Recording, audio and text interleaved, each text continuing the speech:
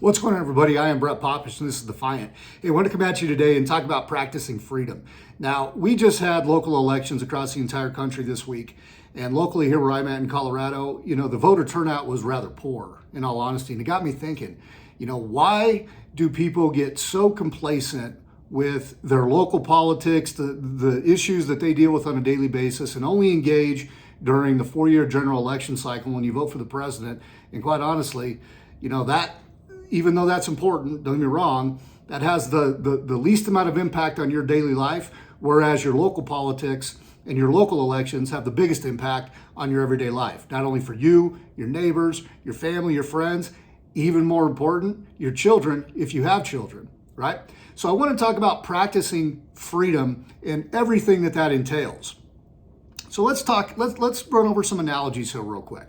So let's pretend for a moment that you decide, hey, you know what? I'm not going to exercise anymore, right? I'm not going to practice keeping my body healthy, and I'm not going to practice exercising. What's the end result of that? The end result of that is what? You get fat, you get lazy, you get complacent, you end up not wanting to do things, you end up putting your everyday other chores off because you know what? Someday, sometime I'll get to it, right? You end down that never-ending spiral of ultimate laziness because you just don't want to exercise on a daily basis. But then what does that lead to? That leads to other health conditions. It leads to you maybe getting overweight. Then you end up with other medical issues, diabetes, heart disease. The list goes on and on and on, right? What happens if you choose not to eat right? Same exact thing if you choose not to exercise appropriately, right? If you choose not to exercise, if you choose not to eat healthy, and you choose not to exercise, you're just going to compound that and make it even worse. But then in your mind, because you feel like shit, because you eat like shit, because your pants don't fit anymore, because your fucking shirts don't fit anymore, what do? You put sweats on, you put comfy clothes on like we all did during 2020 and COVID when none of us left the house. And you end up down this never-ending spiral of watching shit TV, you're feeding your brain shit, you're feeding your mind shit, and ultimately you become what you hate the most, simply because you didn't practice that exercise. You didn't practice eating healthy. You didn't have the daily habits and the discipline to do the right things to make yourself feel better. So you end down that never-ending spiral, right? What happens when you choose not to work hard or work efficiently? So think about this for a moment. So in business, a lot of times we beat ourselves up at the end of the day for not getting things done that we want to get done. But I'll bet you any amount of money, if you look back at the rest of your day, you probably can find time that you wasted doing whatever the fuck you were doing, right? Having conversations with people you probably shouldn't have been having. They didn't really add value. They didn't really get you to where you want to go. It was more gossip or just bullshitting. Maybe you spent, minutes or hours on end on social media wasting fucking time there when you could have got work done. And again, all these little things lead up to, at the end of the day, you feel like shit. You feel like you could have got more done. You feel like you're behind the eight ball. You feel like you failed for that day. Whereas if you practice discipline on your daily habits with your work ethic, you'd feel invigorated at the end of the day. You'd feel like you got a ton of shit done. You'd feel like, okay, I nailed all this shit today. Tomorrow I'm going to be able to go out and get however much more stuff done to get to the ultimate end goal, which the end goal, of course, is success, whatever you deem to be success. What happens when you choose not to read or educate yourself? Now, I'm hoping you guys can understand where I'm going with this. So I look at folks that say, you know what, I don't like to read, so I'm not going to read, as nothing more than voluntary illiteracy, right? If you know how to read, but you don't like reading and you just say, fuck it, I just don't want to read, a couple things are going to happen. Number one, you're going to get poor at reading. And I will tell you firsthand, that was me. Okay, I'm not saying anything to you that I haven't experienced in my life specifically. And for years on end, I hated fucking reading. And I hated it because I was slow at it. I wasn't very good at it. My mind would wander into 1,000 fucking directions, when I'd pick up a book. And it just wasn't something I was really into. And then about 1.5 years ago, I decided that, okay, I'm going to start reading every day. And really, I only read 10 pages a day. That's my bare minimum. Now, some days it might be more, but it's never less. And what happens when you do that, first couple things are going to happen. Number one, you're feeding your mind, you're feeding your brain, right? You're learning things that you didn't know before. but you're feeding your mind good things. It's kind of like that healthy diet that we just talked about, but this is for your mind. Of course, depending upon the book you're reading. Now, if you're reading, romance novels or bullshit fiction or whatever, that's all entertainment. And honestly, it's probably better off you read that than watch reality TV shows and whatever the hell else you might be reading. But if you're reading things to educate yourself, reading things for personal development, reading things that will better you in whatever endeavor you're in, it's going to propel you even further, right? So all these things that we talk about practicing to become better, and really what we're doing by executing on these things is we're bettering our life. We're making our life tomorrow better than it was today, rather than ending down that shitty spiral that we talk about. What happens when you choose not to speak your mind and you decide, you know what, I'm going to self-censor? Why do we do that, number one? Do we do that because we're afraid of what somebody might think of us? Do we do that because, your distant relative might think poorly of you? When they see you at the fucking family function once or twice a year, you're afraid what they might say to you? Is that why you do that? Or, in the business world, some people say, I just don't want to say things because I don't want to offend people. I just don't want to, make enemies where enemies don't need to be. And I agree with that. You definitely don't want to seek out enemies by any means. But at the same time, if you've got something important to say, if you got something important on your heart, don't you think everybody, the people around you deserve to hear it? Now, this goes down to the freedom of speech thing, right? When we talk about self-censoring. Now, I gave those analogies at the very beginning here to kind of lead me into the real point I want to drive home, right? If you choose not to exercise, choose not to eat right, choose not to read, choose not to be efficient with work, you're going to ultimately end up in a complacent state, and you're just going to live a life that, you were dealt this hand, fuck it, you can't do nothing about it. It's no different when we talk about the freedoms that we inevitably have. Now, the government doesn't give us freedoms. I want to repeat that.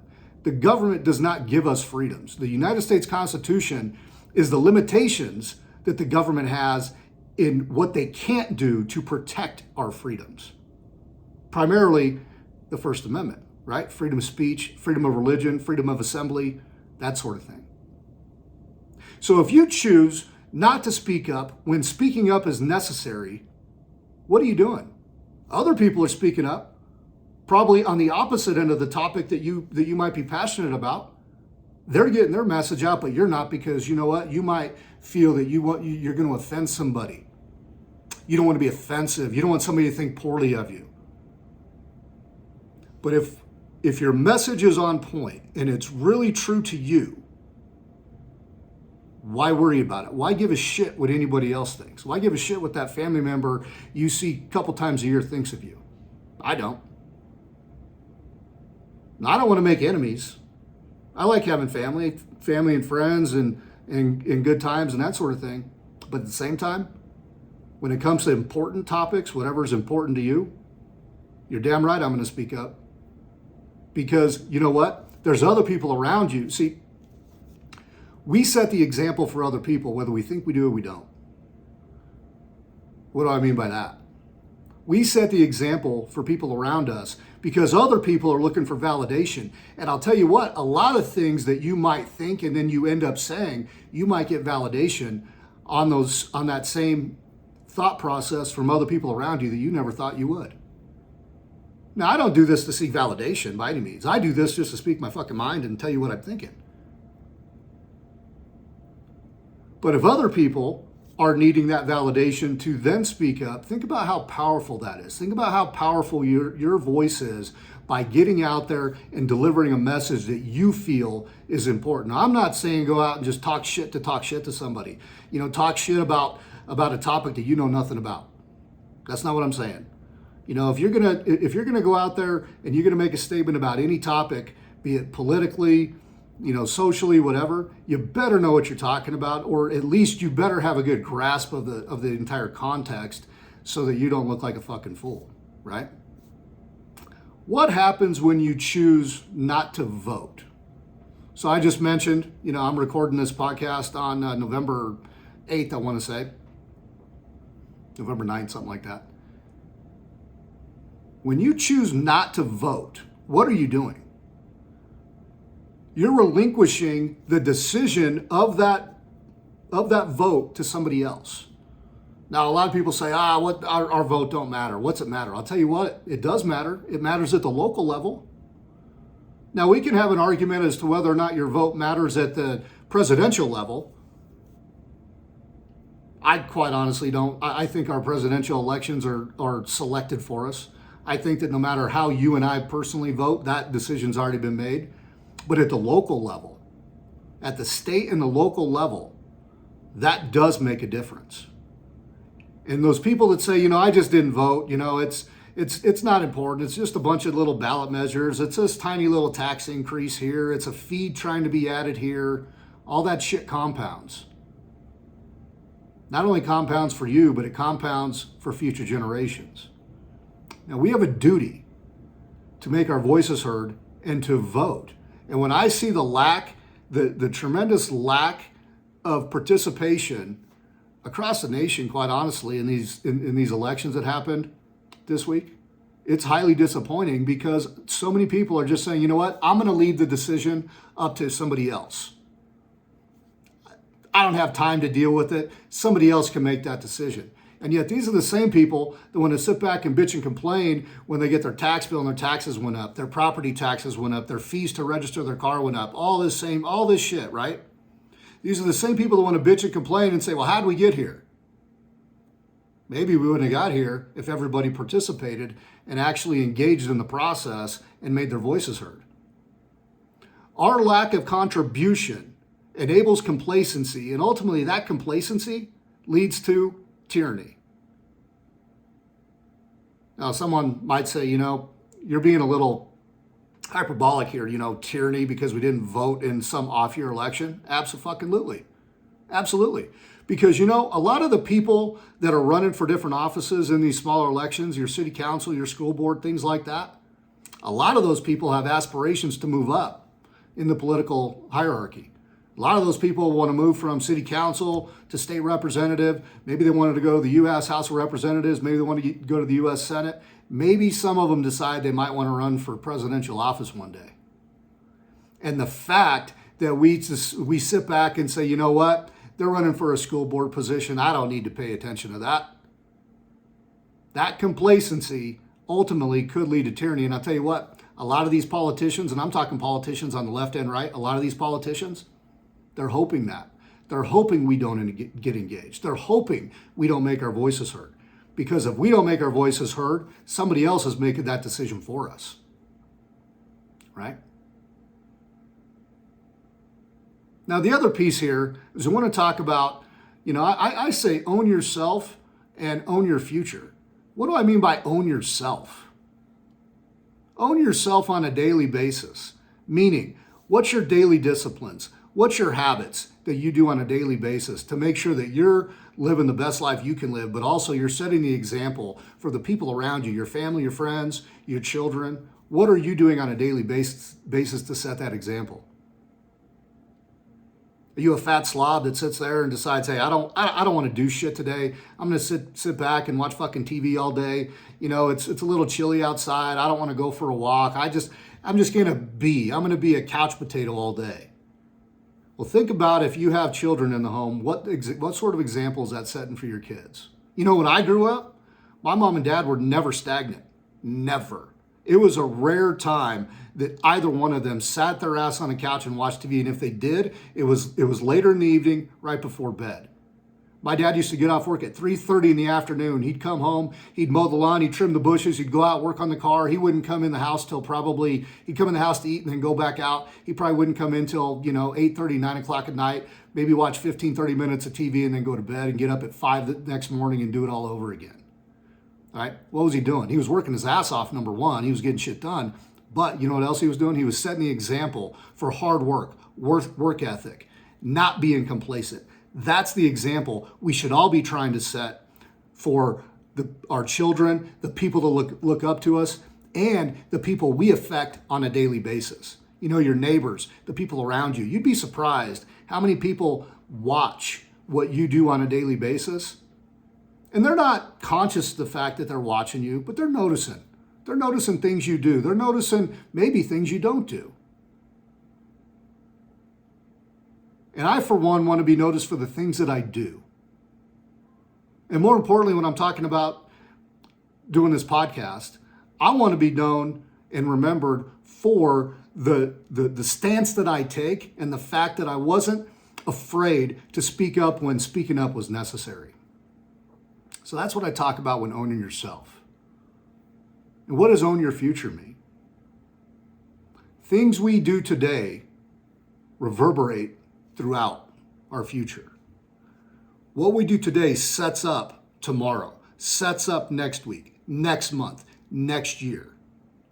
It's never too late though. You can always start today to make a better tomorrow. You can't start today and improve the past, but you can start today and make a better tomorrow. So I challenge you on this, going back to those analogies I gave, let's not be complacent. Let's do everything we can to get engaged, to make our voices heard. Let's stop self-censoring. People talk about we have freedom of speech in this country, and we do. How many out there listening actually practice it? Can you honestly sit there and say, I practice having freedom of speech? Many people don't. And they don't simply because, again, what I talked about earlier, many people don't because, well, I'm afraid of what somebody might think. I'm afraid of what my neighbor might say. I'm afraid of what my relative might say. And you never know. They may disagree with you, but they may respect the fact that you said what you needed said. And if they decide they disrespect you for what you said, oh well, that's their opinion. Everybody has an opinion. Who gives a shit? Ultimately. And then going back to the reading thing, and again, full disclosure, I'm fairly new to the reading 10 pages a day. It's been about a year and a half. But I will tell you, the amount of education that I've garnered in that year and a half, the amount of books that I've read in the last year and a half is more than I had ever read in my 38 years, 39 years. Think about the knowledge that you gain by reading. Now, some people say, I don't want to read an actual book. I'll get a Kindle or an ebook or something like that. That's fine. Do your thing. I like physical books for a couple reasons. Number one, I like the physical book because when I put the bookmark in, I have a habit, just I'm sure many of you do. I turn the book sideways and I want to see the progress that I made throughout the book, right? Because it's visible progress that you see through that. But I got to thinking, why do I buy actual physical books? There's a couple reasons.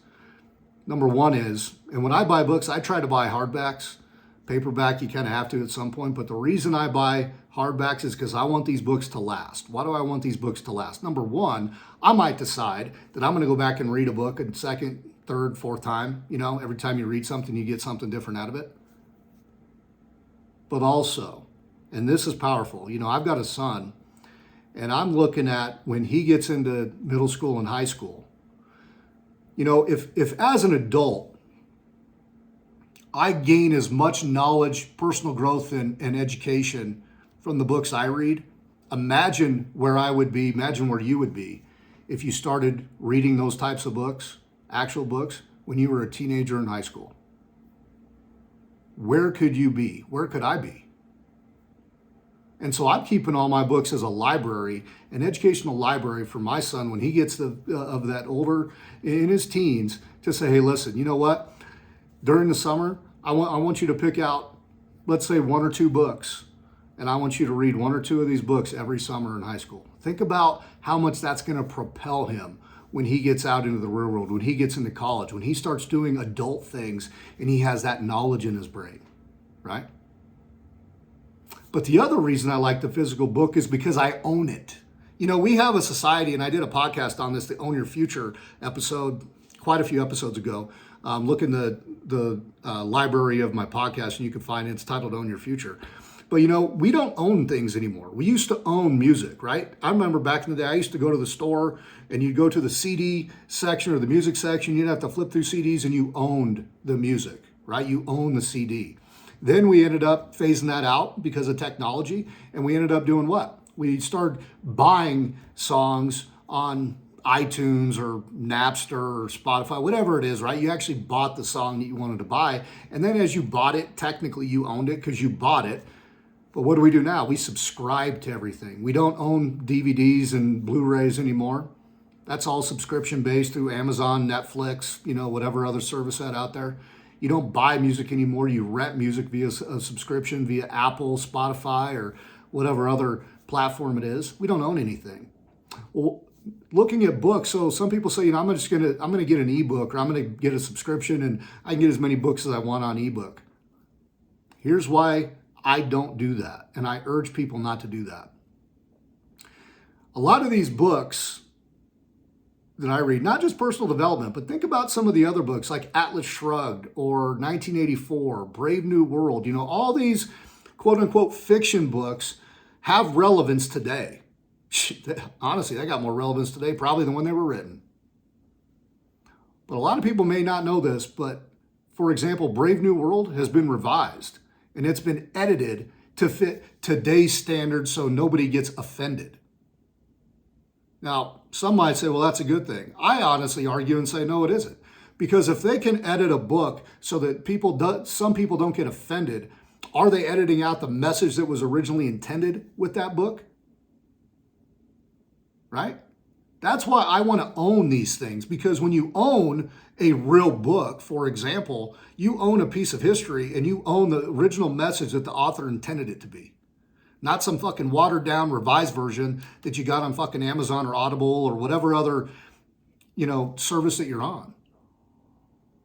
That is the importance of owning things like this. I want to know what the original intent was. I want to know what the original message was. And the reality of it is, you know, a lot of the books that they're rewriting to be less offensive, sure, you know, we look back, if we read some stuff today and we look back and we say, yeah, that was pretty offensive. It was a different time, a different standard back when it was written originally. But you know what? That's what we're losing in society right now. We need to understand, and maybe we do need to be offended by that type of stuff, because if we don't learn from the past, we're doomed to repeat it.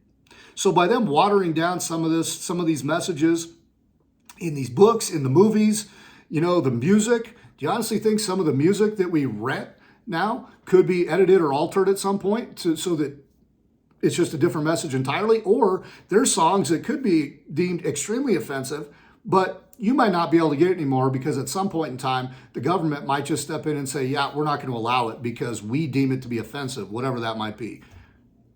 That's why I'm a proponent of owning things. Now, you can't really buy music anymore like that. You can't buy CDs. Car manufacturers don't even put fucking CD players in cars anymore. It's kind of like 8 tracks, right?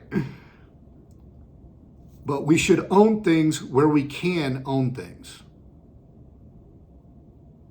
to preserve that. But along those same lines, we all need, and I'm going to wrap this up here, we need to start practicing our freedom. Not just something we set up on a shelf and say, you know what, it'll be there at some point in the future when we need it. Bullshit.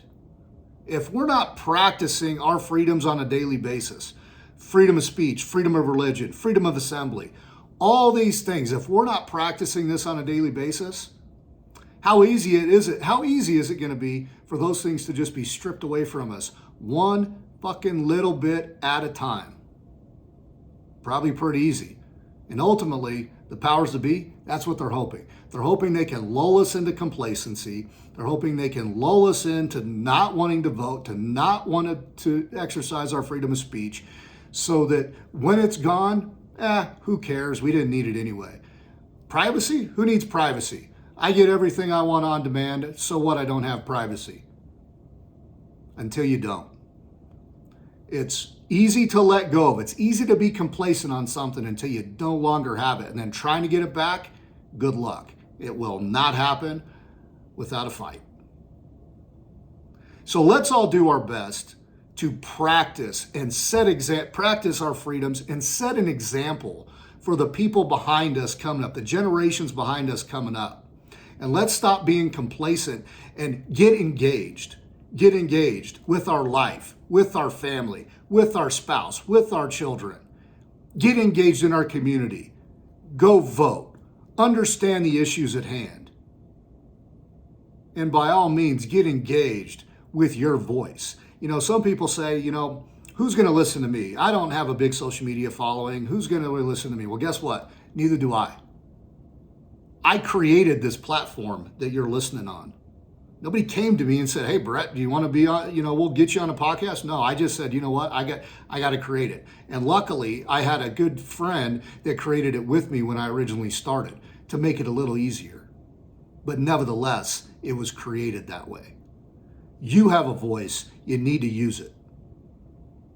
And with that, everybody, thank you for listening. I ask you this. Please share the podcast. Please share it with anybody that you think might find value in it. But also, I need you to rate it on whatever platform you're listening on, whether it's Spotify, Apple, whatever other platform. Also, please follow or subscribe to the podcast so that when new episodes come out, you're going to be notified automatically. And with that, everybody, again, thanks for listening, and be defiant. See ya.